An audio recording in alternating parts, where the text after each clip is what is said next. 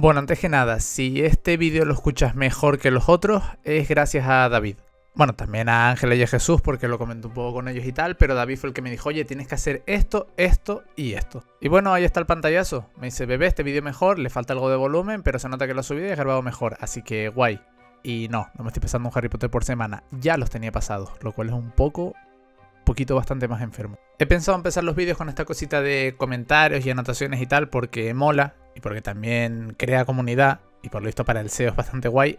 Pero como de momento no me comentan mucho, pues tengo que poner pantallazos de WhatsApp. Luego está Cristian, que me dijo que videazo el de Harry Potter 2 y que casi se muere con lo de Chayanne.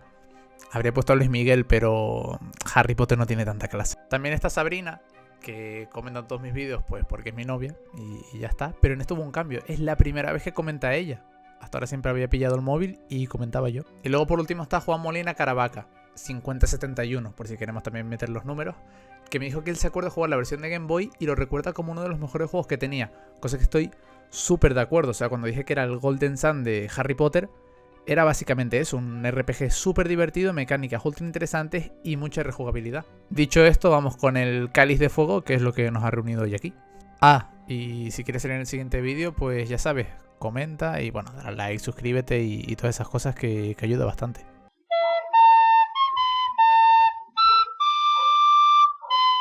Harry Potter y el Cáliz de Fuego para PlayStation 2 es, resumiendo mucho, un juego bisagra. Pensado para salir junto a la película, decidió romper con todo lo que habíamos visto hasta ahora. El resultado fue un título que nadie recuerda con cariño y que obligó a EA a volver a la fórmula que ya había funcionado. Tras la acogida del prisionero de Azkaban y sus 3 personajes, EA UK decidió dar un giro de tuerca. Ahora no manejaremos a uno de los 3, sino que podríamos jugar en cooperativo local con hasta 2 amigos más.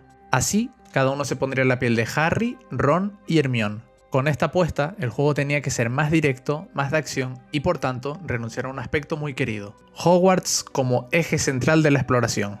En su diseño, el Cáliz de Fuego se estructura con niveles autocontenidos. En ellos hay combate, criaturas, puzzles y recolección, pero no es lo único. El sistema de magia es muy contextual, vamos, que el juego decide por ti qué hechizo es el mejor en cada momento. Además, si quieres avanzar tienes que recoger una cantidad determinada de escudos trimagos. ¿Te acuerdas de las misiones secundarias obligatorias de Assassin's Creed? Bueno, te alegrará saber que Harry Potter lo hizo antes. También hay cartas para mejorar habilidades y una cámara que potencia el caos multijugador. En esencia, eso y las 3 pruebas del torneo son el eje central del juego. Eso sí, por desgracia, despedirse de lo que les había llevado al éxito fue una jugada suicida. Los personajes ya no estaban inspirados en los libros, sino que ahora contaban con las caras reales de los actores. Daniel Radcliffe, Emma Watson y Rupert Grint protagonizaron un juego por primera vez. ¿El resultado? A partir de aquí, la franquicia fue cuesta abajo y sin frenos. A ver, es verdad que hubo un pequeño repunte con la Orden del Fénix y más tarde el Príncipe Mestizo. Pero si miramos al futuro, mira, es un Gears of War con varitas. En resumen, hoy vamos a ver en profundidad Harry Potter y el Cáliz de Fuego para PlayStation 2, uno de los juegos menos queridos del mago. ¿Por qué? Espera un momento que no vas a tardar en descubrirlo.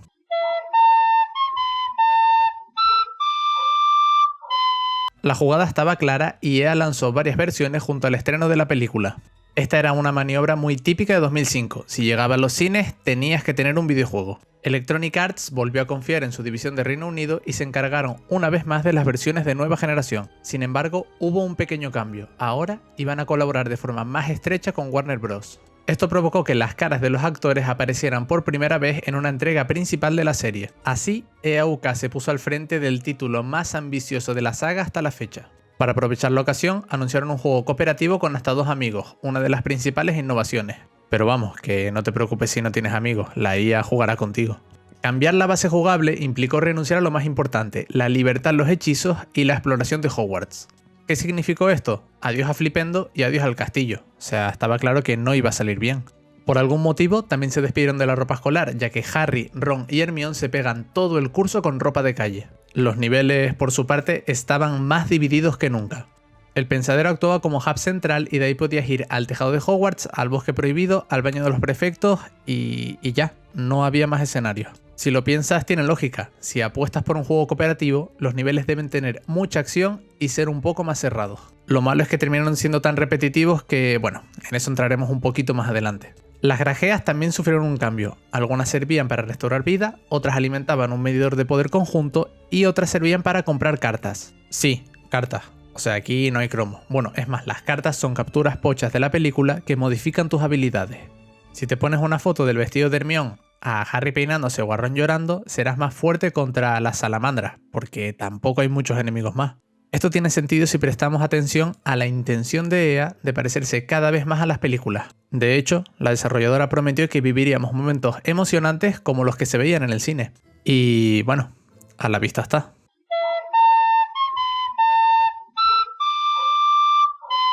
El Cáliz de Fuego rompió con todo lo anterior de forma consciente, no por accidente. Electronic Arts quería sacudir la serie con ideas nuevas, tecnología distinta y un enfoque diferente. El primer paso fue hacer un juego multijugador simultáneo para 3 jugadores. La propia historia requería secciones en solitario con Harry, así que la desarrolladora apostó por adaptar secciones que sí permitieran el modo multijugador. La consecuencia más polémica, como ya dije, es que se despidieron tanto de Hogwarts como de la exploración. La prioridad de EA cambió. Ya no quieren un entorno vivo, sino que concentraron recursos en una acción cooperativa, hechizos espectaculares y puzzles con muchas físicas.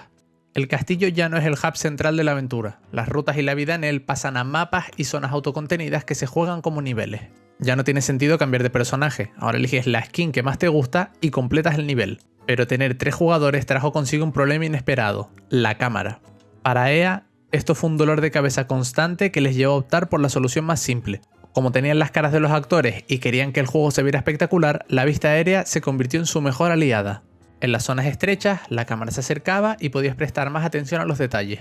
En las zonas amplias, se alejaba y veías mejor la solución a los puzzles y la espectacularidad de los hechizos en los combates. Fue una decisión meditada que buscó sobrevivir a un cooperativo con 2 o incluso 3 jugadores. Al cambiar la fórmula e integrar niveles, ya no tenía sentido seguir dividiendo el juego en misiones. Ahora, había que conseguir escudos Trimago para avanzar de nivel. El problema es que esto te llevaba un backtracking forzado que te hacía repetir el mismo nivel una y otra vez. Algunos escudos están a la vista, otros se mantienen escondidos porque no los puedes coger de momento y otros aparecen justo tras derrotar a un jefe. Si acumulas suficientes, desbloqueas un nuevo nivel y tendrás que seguir jugando hasta hacerlo otra vez. Esto tendría algo más de lógica si Harry, Ron o Hermione tuvieran habilidades únicas y cada nivel fuera diferente, pero no es así. Cada uno es una skin del actor principal con los mismos hechizos y los mismos movimientos, y el patrón siempre se repite. Entras a un nivel, escoges a tu personaje y tus amigos o la IA controlarán al resto. Resuelves varios puzzles, lanzas un par de hechizos, coges un escudo y vas a por el siguiente. Tampoco hay mucha variedad en la magia, o sea, sí, hay más que nunca, pero no los puedes controlar. El motivo es que la magia es contextual. Si apuntas a una roca, Wingardium Leviosa. Si apuntas al fuego, Aquaeructo. Eso sí, si un obstáculo requiere que 2 personajes interactúen y no estás jugando con un amigo, reza para que la IA lo entienda. Todo esto llevó a introducir una mecánica más o menos interesante. Puedes acabar con enemigos de varias formas. No es lo mismo atacar y atacar hasta derrotarle que levantarlo en el aire y dar pie a la fantasía con ataques combinados.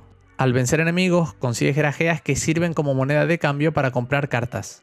Estas también te ayudan a configurar a los personajes y a mejorarlos, así que puedes convertir a Harry en un personaje versátil, a Ron en un tanque y a Hermione en uno más ágil. Además, las cartas más tochas te dejan lanzar disparos dobles o triples, pero solo puedes equipar 3 por misión. Podría decirse que es uno de los factores más interesantes. Tener un mazo diferente hace que los personajes sí consigan diferenciarse. Al despedirse de Hogwarts, EA aseguró que pudieron hacer un juego más visual y espectacular. Pero les pasó lo de siempre. La falta de tiempo les llevó a repetir niveles y dividir la fórmula en 2 visiones, niveles estándar y pruebas del torneo. El resumen está claro, nada de Hogwarts, nada de exploración y por encima de todo, mucha acción, caras reales y niveles repetitivos.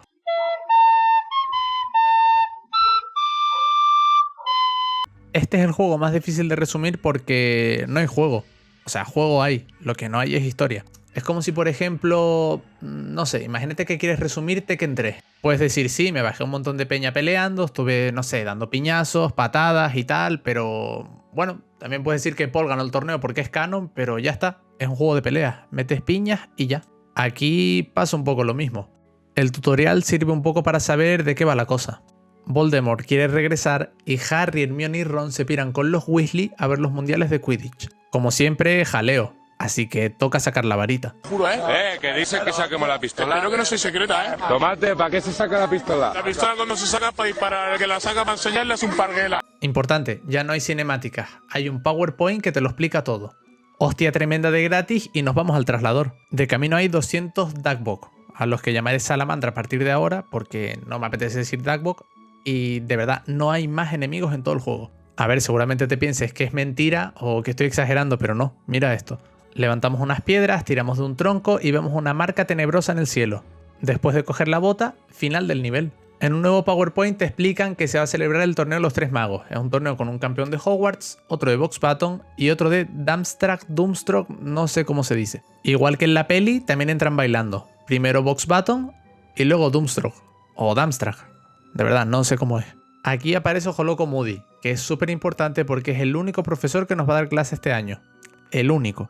Pero vamos, como viene a dar defensa contra las artes oscuras y siempre se lía con esa clase, pues ya sabemos qué va a pasar. Ahora podemos echar un primer vistazo al Pensadero, que es el típico hub central para acceder a niveles, o sea que nos vamos a cansar de verlo. Vamos a la primera clase de Moody y nada, o sea, formidable la ropa de Harry. Mira esa referencia a Nico Bellic. En un PowerPoint nos cuentan que es una clase particular, supongo que por eso no llevan ropa del colegio. Pillamos algunas grajeas, más salamandras y sí, más salamandras. En esencia es un nivel para aprender encantamientos que se acaba justo cuando llegas a un libro.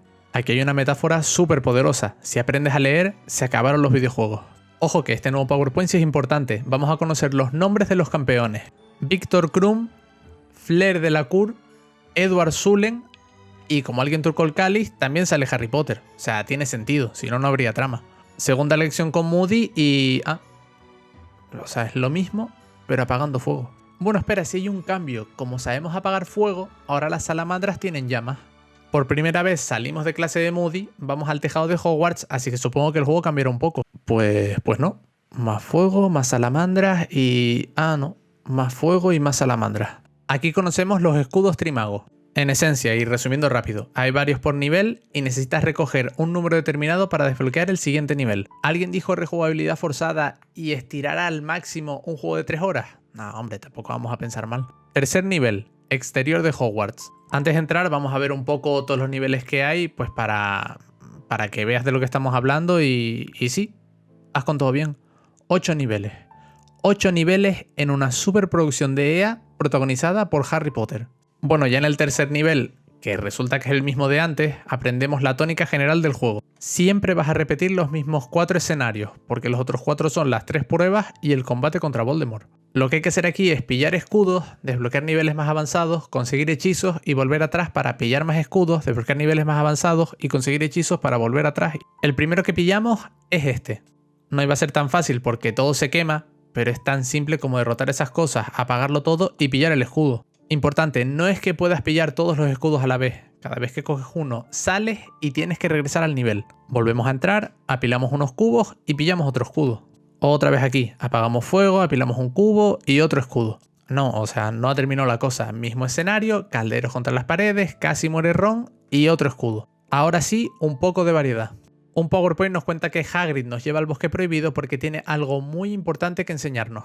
Si has visto la versión del bananero, sabrás que eran pero aquí no, aquí es un colacuerno húngaro. Vamos, otra salamandra, pero gigante. Igual con el cambio de escenario decías, bueno, podré hacer más, pero no. Aquí solo puedes hacer 3 cosas, levantar piedras, tirar bulbos contra setas y reventar salamandras. Mientras haces todo eso, el dragón va quemando cosas para dar otro toque de variedad. Apagar fuego. O sea, 3 escenarios diferentes y en todos hemos hecho lo mismo. Seguimos avanzando, el dragón sigue quemando cosas y las seguimos apagando. Ojo, un cambio. Un cangrejo corazón gigante salido del Fallout al que hay que reventar por la espalda. Nos lo bajamos, que un escudo del cielo y ya tenemos 4 o 5, por ahí más o menos. Momento PowerPoint. Harry le dice a Edward Cullen que los dragones son la primera prueba. No sé, habría molado tener cinemáticas, pero se ve que era mucho pedir. Primera prueba del torneo, el dragón. Harry invoca una escoba a 2 FPS y nos vamos al clásico nivel sobre raíles. Voy a ser súper honesto, es un remake de Superman 64. O sea, hay que hacer lo mismo, tiras hacia adelante y atraviesas aros. Pero bueno, después de apagar 500 fuegos y reventar a 900 salamandras, la verdad es que es un soplo de aire fresco. Y también nos deja con este momentazo con la música de Jeremy Soule.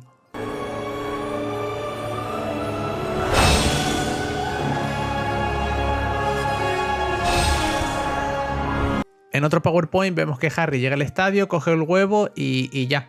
Electronic Arts no dedicó mucho esfuerzo a la narrativa en este juego. Nuevo nivel, el baño de los prefectos.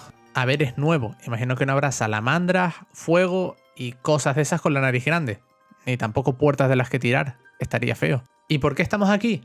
Porque Edward Cullen nos dijo que aquí estaba la clave de la segunda prueba. Al entrar se nos cae el huevo, así que toca ir a buscarlo. Cuando vamos pues no, pues al final tampoco hay variedad. O sea, tiras de cosas, salamandras y apaga fuego. Al llegar al huevo, lo mandamos de vuelta por la cañería y sorpresa. Más salamandras, más fuego y más cosas de las que tirar. Cuando vuelves al huevo se abre y nos da un escudo. Me suena que en la peli no era así, pero yo qué sé, qué sabré yo. Volvemos al baño, levantamos un cubo y nuevo escudo. Otra vez el nivel del baño. Apagamos fuego, tiramos de cosas y pillamos otro escudo. Aquí llevaré, sin exagerar, unas 2 horas de partida repitiendo lo mismo una y otra vez. Después de coger los escudos necesarios, nuevo nivel, herbología. Este la verdad que es medio útil. Neville nos mandó una nota y nos dijo que hay branquialgas en los invernaderos. Harry las necesita para respirar debajo del agua, así que vamos para allá. Lo malo es que es el último escenario. Solo quedan 2 pruebas más y el combate contra Voldemort. Partiendo de esa base, a ver, estaría feo que fuera lo mismo, ¿no? Estaría feo, ¿no? Pillamos el libro del hechizo correspondiente y entramos al invernadero. Y vale, sí, hay que tirar de cosas, pero ahora los enemigos vuelan. Y ojo, hay un jefe que, bueno, es el mismo que antes. ¿Sabes ese amigo con la relación tóxica que te dice que cuando están mal, pero que cuando están bien están muy bien? Pues yo soy ese amigo. O sea, ese amigo soy yo con este juego. Nos bajamos al cangrejo y... bueno, otro cangrejo, pero ojo, con llamas en el escenario. Seguimos hasta el final del nivel, subimos unas escaleras y encontramos las branquialgas. ¿Qué hay que hacer? Pues reventarlas con calderos, igual que con la torre, igual que con... mira, me rindo. Al reventar el pilar, las branquialgas caen y el escudo también. Bajamos, apagamos el fuego, qué raro, y lo cogemos todo. Aquí momento Assassin's Creed, pero antes de Assassin's Creed. Con todo desbloqueado, volvemos a los escenarios para seguir cogiendo escudos. Primero después de mover un bloque. Después abrimos un montón de flores de loto y pillamos otro. Ahora cogemos con otro bloque y llegados a este punto podrías decir que es por capricho, pero no. O sea, mira eso. Te piden 11 escudos trimagos. No 3, no 5. 11. Bueno, para darle un poco de variedad, en lo que los pillo me voy a la segunda prueba. Hay que ir al fondo del lago negro a recuperar algo muy valioso. A ninguno le dijeron qué era, así que imagínate la tensa que tenía Harry pensando en las que tenía en la habitación desde anoche. Nuevo nivel sobre raíles, pero esta vez bajo el agua. Y ojo, que también hay un par de momentos shooter que supongo que habrán sentado las bases para las reliquias de la muerte. Llegamos al final, Harry le dispara a Ron y... bueno, espera. Yo hice 6.44 y me dieron la plata. O sea, estaba chinado. Busqué en YouTube y encontré un tío que hizo 7.43 y le dieron el oro. Bueno, a ver, deja ver si vi bien los tiempos de los dos. A ver... Nah, definitivamente este juego es una... Volvemos al baño, abrimos unas flores, tiramos de cosas y otro escudo. Ahora al bosque. Salamandras, flores y escudo. Otra vez al baño. Tirar de cosas, flores y escudo. Resumiendo, hice esto muchas veces para coger todos los escudos necesarios. Se imagino que jugarlo con amigos sí será más divertido, pero como yo no tengo y lo jugué solo, fueron 3 horas de pesadilla. Sí, 3 horas. Todo este calvario dura menos que la película promedio de Marvel. Ahora sí, tercera prueba. El laberinto. Dumbledore nos cuenta que la copa está dentro del laberinto, así que vamos a buscarla. Aquí va un dato que no sirve para nada. Puedes salir de la mayoría de los laberintos apoyando la mano en una pared. Elige una, a la izquierda o a la derecha, no la despegues, sigue el camino hasta el final y gira cuando toque. Si no es un lado, es otro. Nada, Harry avanza por el laberinto, pero aquí la regla de la mano no sirve. Clásico momento de persecución de Play 2 y batalla contra 2 bosses con Edward Cullen, o Cedric Diggory, como prefieras llamarlo, crucificado al fondo. No es ninguna exageración. Esa cosa amarilla de ahí que está en la pared, esa es Edward Cullen. Nos bajamos a uno, luego a otro y Cedric muere. Nada, en verdad pillamos la copa entre los dos y nos vamos al cementerio. Pero tampoco le queda mucho tiempo a Cedric. Ahora sí, Cedric muere fuera de cámara porque no había presupuesto y Voldemort resucita. Como él solo no puede, nos tira los esqueletos del Clash Royale y nos los tenemos que bajar a todos. Ahora sí se traba y nos ataca, por lo que hacemos lo mismo, pero controlando un rayo. Girito, lo del rayo y los esqueletos, pero con un, no sé, ángel, supongo, de piedra persiguiéndote. Cuando lo reventamos, bueno, mira esta maravilla de escena. ¡Mi señor! ¡No lo veo!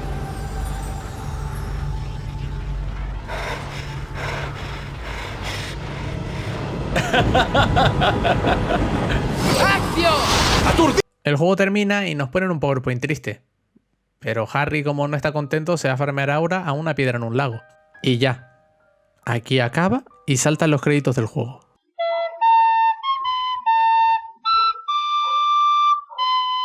Como de costumbre, las versiones de nueva generación comparten el mismo núcleo. PlayStation 2, Xbox y GameCube cuentan con estructura por niveles y énfasis en el cooperativo.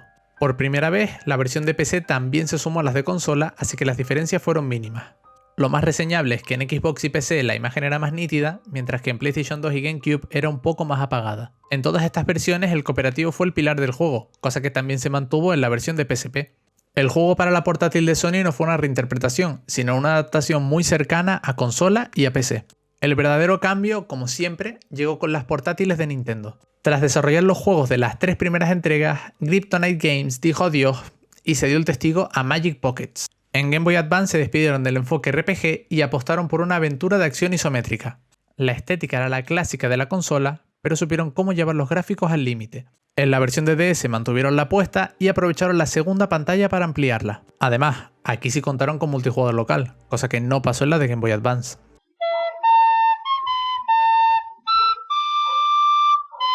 Una de las curiosidades más llamativas es que necesitabas multitap para jugar cooperativo local en PlayStation 2. Si creciste jugando a Fortnite o a Minecraft, lo más seguro es que no sepas de qué te estoy hablando. Para jugar cooperativo con 3 jugadores tenías que conectar un aparato al puerto 1 que ampliase la capacidad.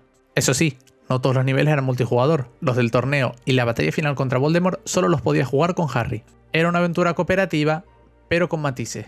Electronic Arts también dijo que cada hechizo se sentiría en el mando y habló de magia áptica.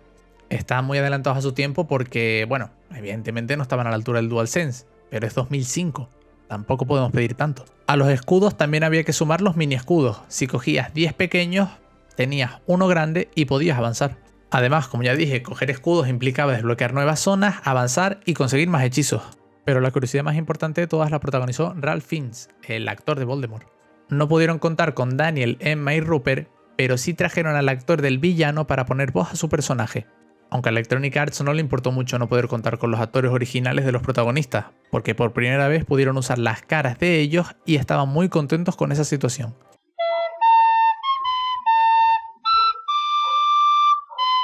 Como era de esperar, la crítica castigó el giro radical de Electronic Arts con una nota media de 68.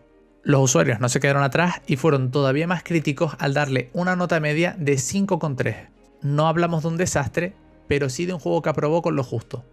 El cooperativo, la base que vendía la experiencia, provocó que el juego dependiera en exceso de ella. Si no jugabas con amigos, la sensación que te dejaba era un poco bastante amarga.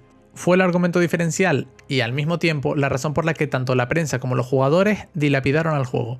Gracias al sistema de cartas no sentías que tenías 3 skins diferentes, pero tampoco tenía mucha profundidad. Eso sí, los niveles de los 3 magos se llevaron alabanzas y no es para menos, eran el soplo de aire fresco del juego. Más allá de eso, la estructura por niveles, el backtracking forzado y los coleccionables se llevaron infinidad de críticas. El juego te invita a rejugar mapas una y otra vez, y ni la prensa ni los usuarios estuvieron conformes con eso. También despedirse de Hogwarts era una herejía, ya no podías explorar, sino que visitabas todo el rato las mismas 4 zonas. La cámara, la IA y el control de hechizos volvieron a llevarse palos. Vamos, todo lo que no dependía ni de ti ni de tus acciones. En líneas generales, todas las versiones recibieron notas mixtas o bajas. En ventas funcionó bastante bien, tanto que formó parte de la línea Platinum de PlayStation 2. Aún así, se convirtió en un punto de inflexión para la saga. La gente no quería niveles, quería explorar Hogwarts. Los fans buscaban la experiencia de vivir la vida de Harry Potter, no un título de acción centrado en disparos y puzzles, que al final te llevaba a apagar fuego y reventar salamandras. Esto provocó que Electronic Arts aprendiera la lección y cambiase la fórmula con la siguiente entrega. ¿Y qué pasó con esa? Lo contaría aquí, pero yo creo que mejor lo dejamos por otro vídeo, ¿no?